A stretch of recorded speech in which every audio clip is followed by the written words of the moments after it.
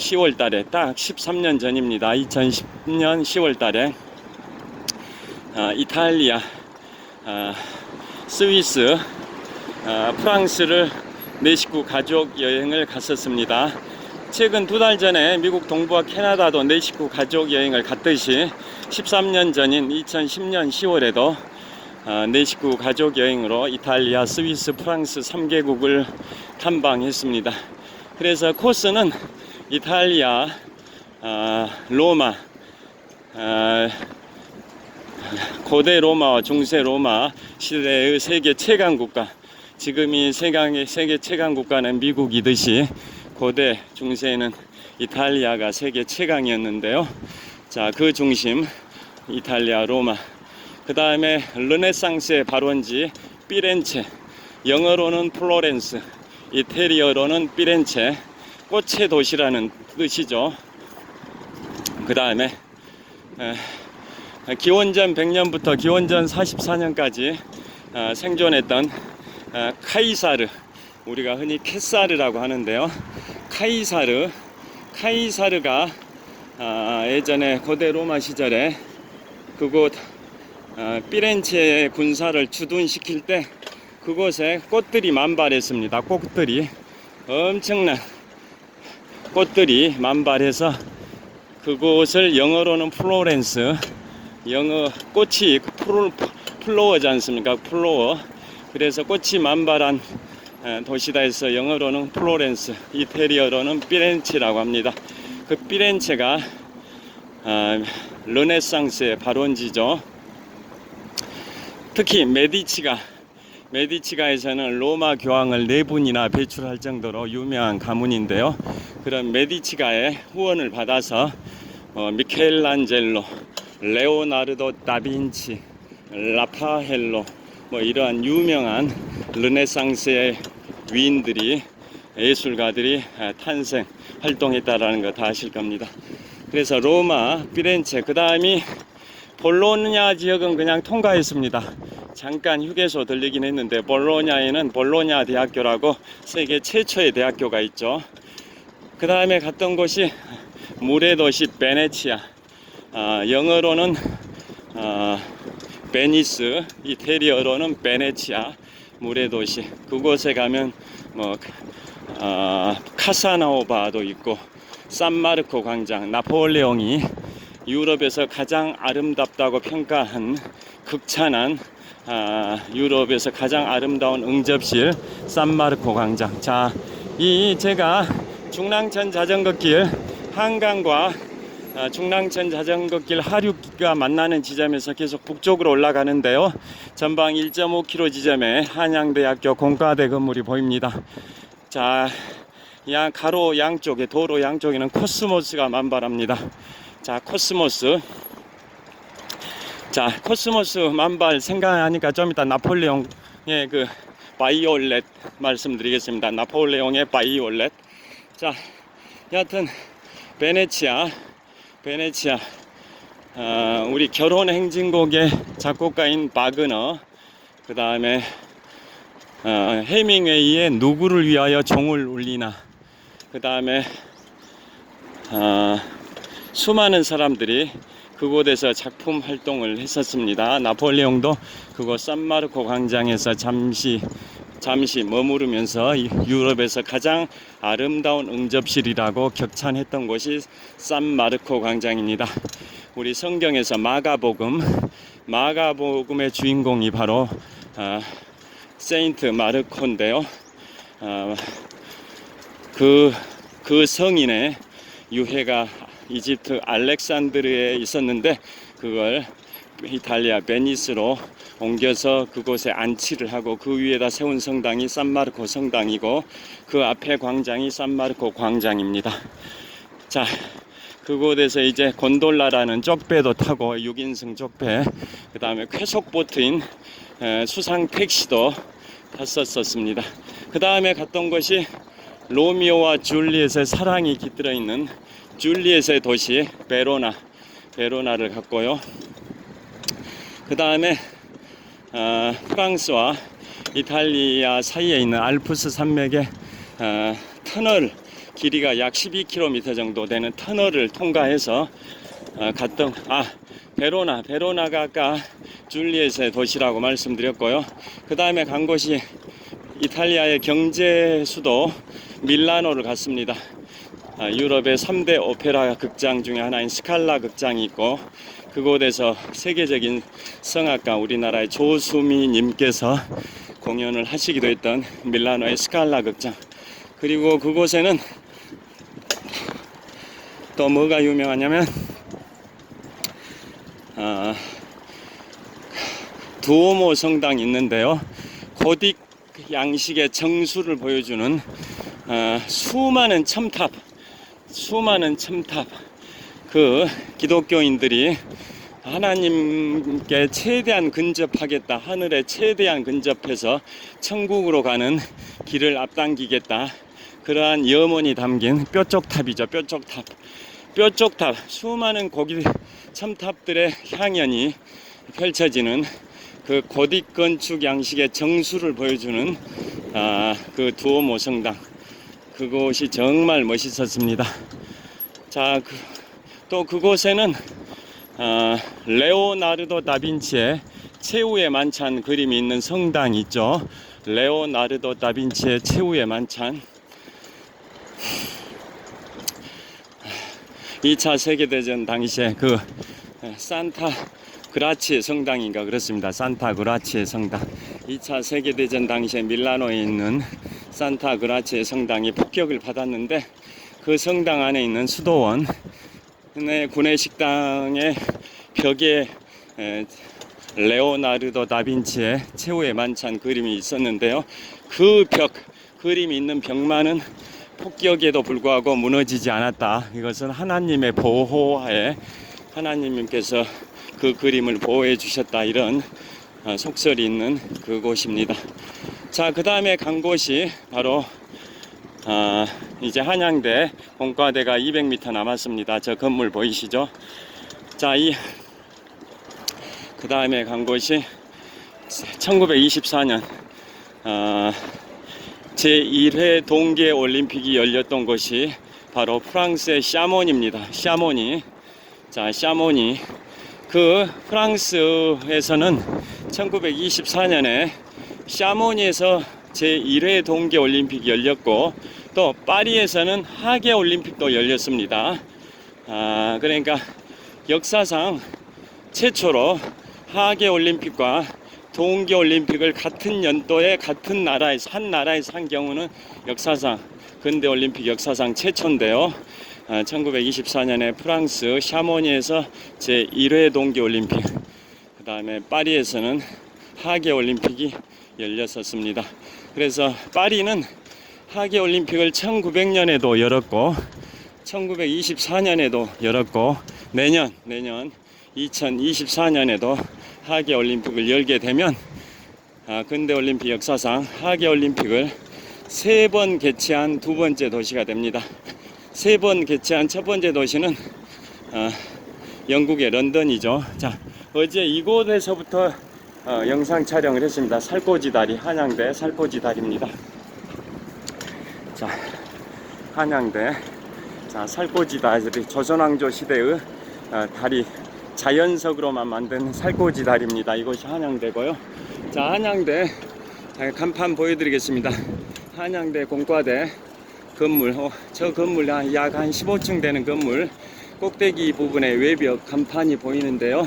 왼쪽에는 공과대, 오른쪽에는 한양대학교로 하고 간판이 보입니다. 한양대학교 공과대입니다. 저도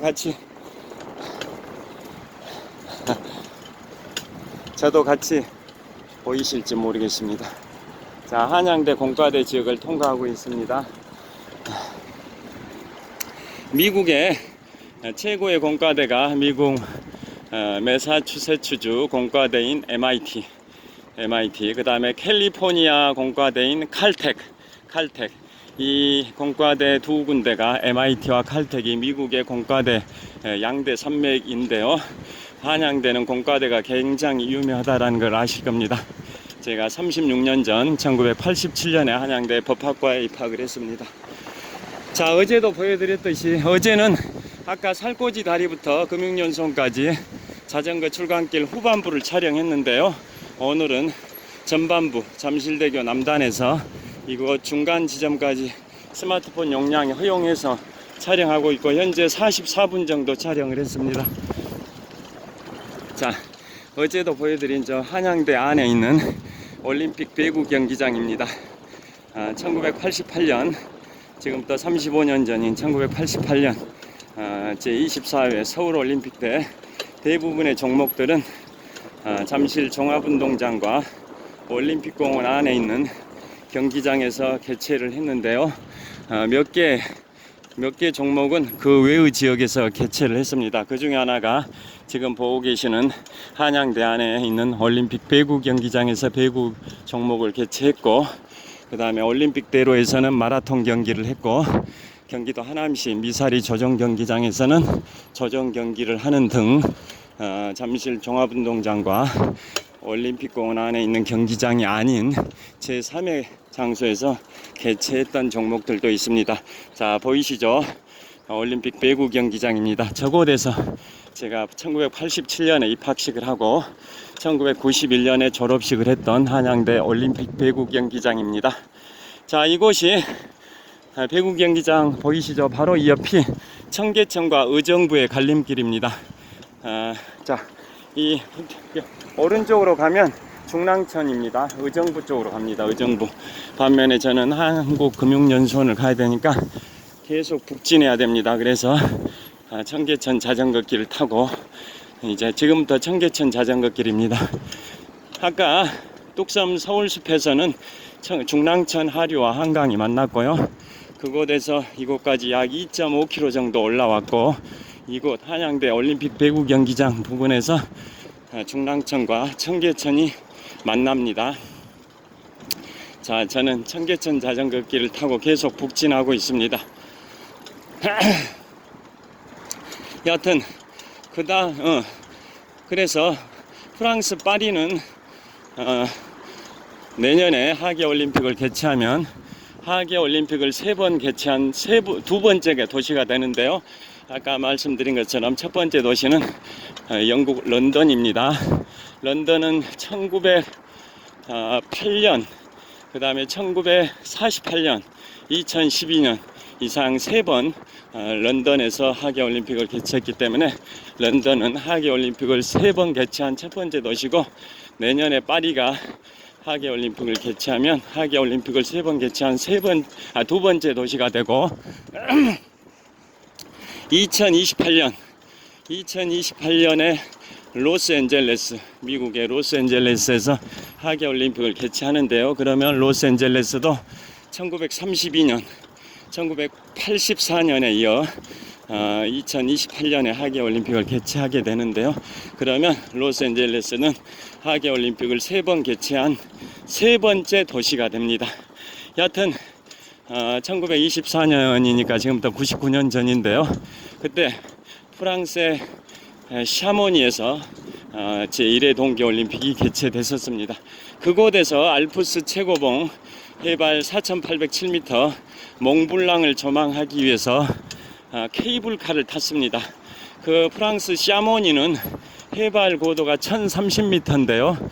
그곳에서 케이블카를 타고 해발 4,807m 알프스 최고봉인 몽블랑, 프랑스어로는 몽블랑, 이태리어로는 몬테비앙코를 조망하기 위해서 프로들은 몽블랑 정상까지 가는데 저희는 아마추어 관광객들이어서 어디까지 갔냐면 해발 4,807m 몽블랑을 조망하기 위해서 그 밑에 해발 3,842m, 해발 3,842m의 애기디 미디 전망대까지 갔습니다. 그 애기디 미디 전망대 해발 3,842m에서 약 한 1.5km 정도 거리에 있는 위를 올려다 보니까 알프스 최고봉 해발 4,807m의 몽블랑 몬테비앙코의 위용이 정말 멋있었고, 주변이 사방이 온통 구름의 바다, 운해였습니다. 운해, 구름의 바다, 태산줄령, 고산줄령의 연속이었고 운해 구름의 바다였습니다. 그곳이 알프스 최고봉 몽블랑을 조망했던 해발 3842m 에기디미디 전망대였고요. 그 다음에 갔던 곳이 이탈리아에서 프랑스 파리로 가기 전에 스위스의 제네바 국제기구의 메카, 어지간한 국제기구들은 대부분의 국제기구들이 스위스 제네바에 있죠. 프랑스와 스위스 접경지대에 있는 제네바, 그곳에서 떼제베 열차를 타고 스위스 제네바에서 프랑스 파리까지 약 600km 정도 거리 될 텐데요. 떼제베를 타고 갈 예정이었는데 그 당시 2010년 10월, 지금부터 딱 13년 전 2010년 10월에 프랑스 사르코지 대통령 시절에 연금 개혁을 시도했는데요. 지금도 마크롱 프랑스 대통령 집권하고 있는 지금도 연금 개혁 때문에 노동자들과 갈등이 있는데요. 그 당시에도 13년 전인 2010년 10월에도 프랑스 사르코지 정부에서 연금 개혁을 하니까 노동자들이 총파업으로 맞서가지고 떼제베 열차 기관사들이 파업을 하는 바람에 열차가 운행을 못했습니다. 그래서 버스를 타고 제네바에서 프랑스 파리까지 갔었고요. 우여곡절이 있었습니다. 그래서 프랑스 파리에서는 뭘 했냐, 하루에 모든 걸 다 봐버렸는데요. 몽마르트 언덕, 세계 3대 박물관 중에 하나인 루브르 박물관, 그 몽마르트 언덕에 샤쿠레꾸르 성당이 있죠. 몽마르트 언덕의 정상에 샤쿠레꾸르 사원이 있고, 그게 프랑스 파리에 있는 건축물 중에 프랑스 파리 에펠탑 다음으로 높죠. 프랑스 파리 에펠탑 324m의 높이 에펠탑 다음으로 높은 게 샤쿠레꾸르 사원인데요. 그 사원이 프랑스 몽마르트 언덕에 있습니다. 자, 그래서 몽마르트 언덕, 세계 3대 박물관 중에 하나인 루브르 박물관은 가장 핵심이 뭐냐, 바로 모나리자, 레오나르도 다빈치의 모나리자와 밀로의 비너스입니다. 비너스. 모나리자라는 그림이었고 밀로의 비너스는 조각상인데요. 그게 세계 3대 박물관 중에 하나인 루브르 박물관에서 가장 인기가 있습니다. 관람객들이 어마어마하게 몰려서 근접해서 볼 수는 없습니다. 자, 그 다음에 간 곳이 프랑스 대혁명의 광장인 콩코르도 광장. 1789년 프랑스 대혁명이 있었고, 그곳 프랑스 대혁명의 광장 콩코르도 광장에서 무려 약 3천여 명의 귀족들이 몰살을 당했죠. 단두대에서 다 처형이 됐었죠. 그 다음에 1793년 프랑스 대혁명이 일어난 지 4년째였던 1793년에는 프랑스의 국왕이었던 루이 16세와 그 왕비였던 마리 앙뚜아네트도 단두대에서 처형이 되는 참극이 발생했던 프랑스 대혁명 격동의 시기, 인류 최초의 성공한 시민혁명, 자유평등 박애를 기치로 인류 최초로 성공한 시민혁명인 프랑스 대혁명 1789년, 그게 바로 프랑스 대혁명의 광장 콩코르도 광장이고요. 거기를 경유해서 개선문까지 샹젤리제 거리가 있습니다. 엘리제의 들판 샹젤리제 거리. 그 다음에 개선문 갔었고요. 개선문은 200여 년 전에 나폴레옹이 1805년 12월 2일 나폴레옹이 승리했던 수많은 전투 중에 최고의 영광을 가져온 전투인 아우스터리츠 전투의 그 영광을 영원히 기념하기 위해서 건설된 게 개선문인데요. 높이 50m, 좌우의 폭이 45m.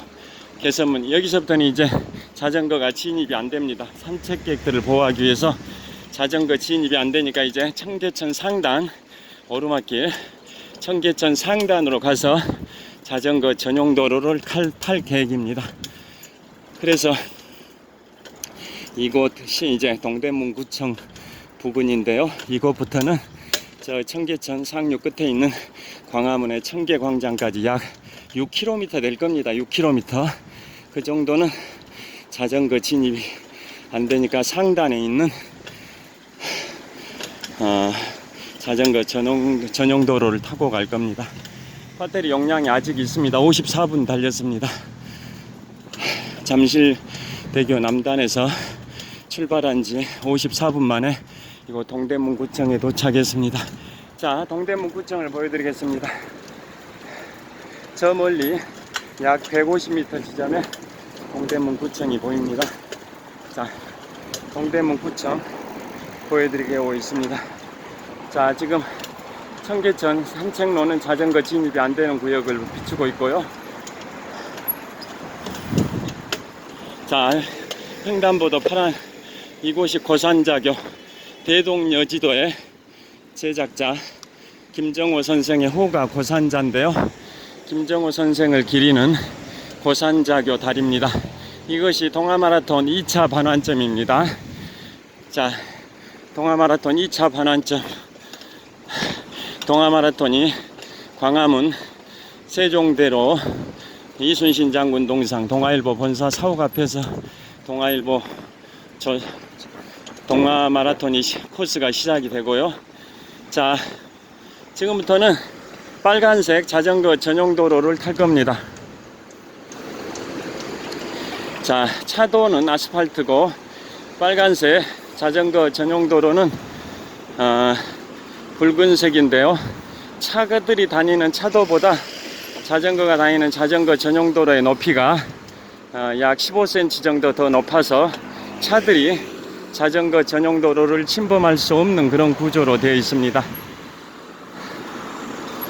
자, 저기 청계천 보이실 텐데요. 저곳이 전방 11시 방향에 150m 정도 지점에 판잣집들이 복원되어 있습니다. 1960년, 1970년 산업화 시대에 그 청계천 판잣집들을 복원시켜 놨습니다. 자, 보이시죠? 갈색, 짙은 갈색의 청계천 판잣집들이 복원되어 있는 구역입니다. 자전거 전용 도로를 타고 동대문구청에서 계속 서쪽으로 서진하고 있습니다. 청계천 상류 끝인 광화문 청계광장 동아일보 본사 사옥 동아일보 동아마라톤의 출발 지점까지 계속 이동을 할 겁니다. 자, 정말 자전거 도로 잘 되어 있습니다.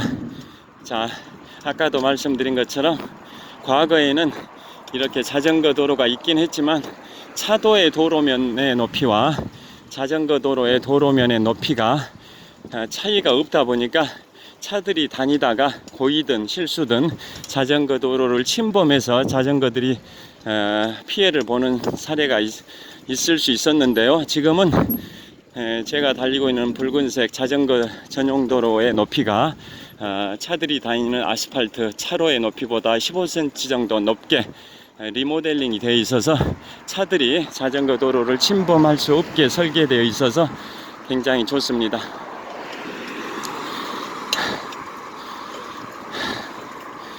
그래가지고 그런 식으로 유럽 3개국 이탈리아, 파리 에펠, 그 다음에 개선문, 나폴레옹에게 최고의 영광을 가져온 아우스터리츠 전투, 그걸 프랑스 말로는 오스테릴리츠입니다. 오스테릴리츠. 그래서 프랑스는 오스테릴리츠라는 지하철역이 또 파리에 있습니다. 그 정도로 아우스터리츠 전투는 나폴레옹에게 최고의 영광을 가져왔던 전투입니다.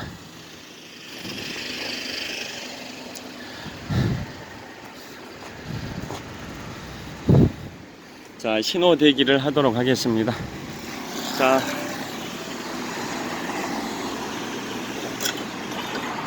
자, 여기에서 한번 촬영을 해보도록 하겠습니다. 청계천의 풍경을 한번 보여드리겠습니다. 자, 청계천의 풍경. 자, 청계천입니다. 자, 청계천에 산책하는 분들 보이시죠? 청계천. 저도 비춰보겠습니다. 자, 이곳 청계천입니다. 청계천 동쪽 방향을 비추고 있고요. 자, 이번에는 청계천 서쪽 방향을 비추고 있습니다. 자, 신호가 바뀌어서 이동을 하도록 하겠습니다.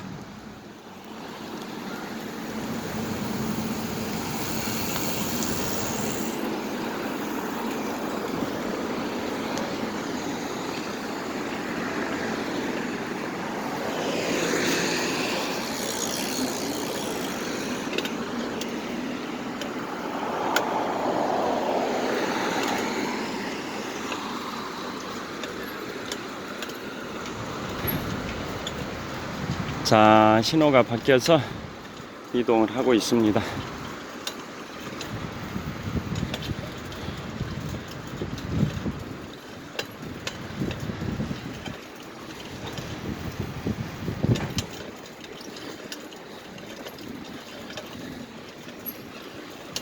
그래서 나폴레옹에게 최고의 영광을 가져온 아우스터리츠 전투를 영원히 기념하기 위해서 프랑스의 개선문이 높이 50m, 너비 45m의 개선문이 완공됐고요.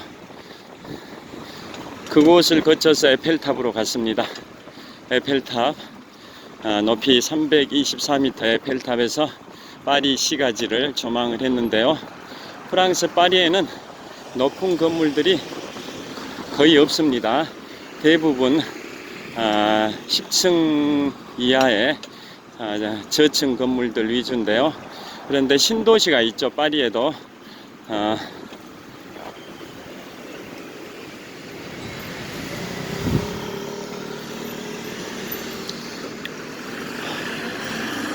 라 데팡스라는 신도시가 있어가지고 그곳은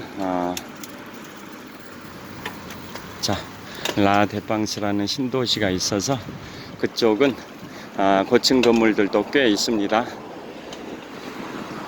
또 그곳에 삼성과 LG의 광고판도 라 데팡스 지역에서 본 적이 있습니다. 그게 바로 지금부터 13년 전 2010년 10월이었습니다.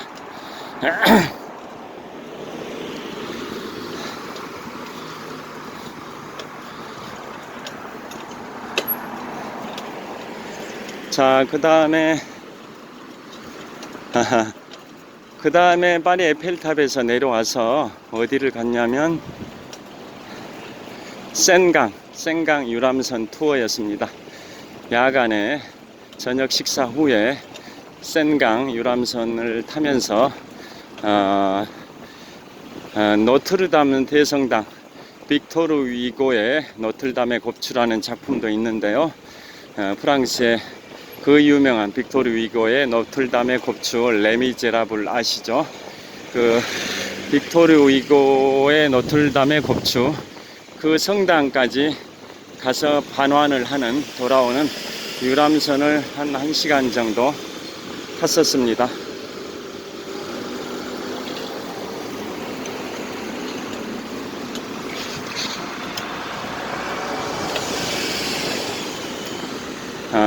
그 유람선 탈 때 비가 내렸는데요. 캔맥주를 마시면서 비옷을 입고 센강의 그 분위기를 만끽을 했습니다. 자전거를 타고 달리는 분들이 꽤 많은 것 같습니다.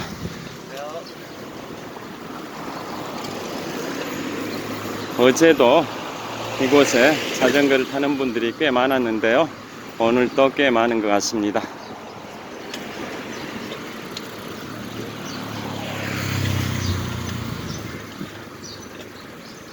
자, 센강에서 이제 에펠탑을 야간에 센강 유람선 투어를 하면서 에펠탑을 조망을 했는데요. 에펠탑이 정말 야경이 멋있었습니다. 그리고 야간에는 에펠탑이 매시 정각에 한 3분 동안 반짝반짝 불빛이 전멸을 반복합니다. 보통 때는 그냥 에펠탑에 조명만 켜고 있다가 매시 정각에는 약 3분 정도 불빛이 반짝반짝반짝 이제 빠른 속도로 전멸, 꺼졌다 켜졌다 꺼졌다 켜졌다를 반복하는 그 전멸, 그걸 발광이라고 합니다. 미칠 광자가 아니라 빛 광자입니다. 발광, 빛이 발산한다 해서 발광이라 하는데요. 그게 4시 정각에 3분 정도 이루어집니다. 그게 너무나도 멋있었습니다.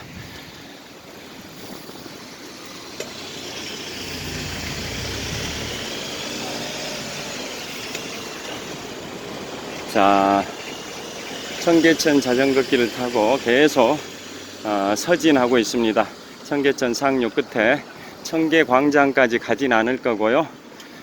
청계 2가 정도에서 우회전을 하면 종로 2가 거쳐서 낙원상가 바로 입구 인사동 전통상가를 통해서 풍문여고 거쳐서 종로구 정독도서관을 거쳐서 종로구 삼청동에 있는 한국금융연수원까지 갈 계획입니다.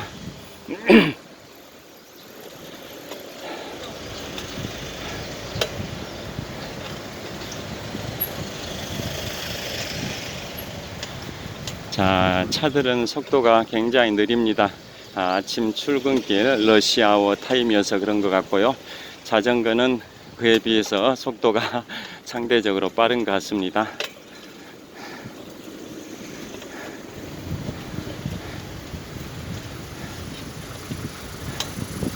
자, 그런 식으로 유럽을 프랑스, 이탈리아, 스위스, 프랑스, 스위스, 이탈리아, 반대죠, 반대.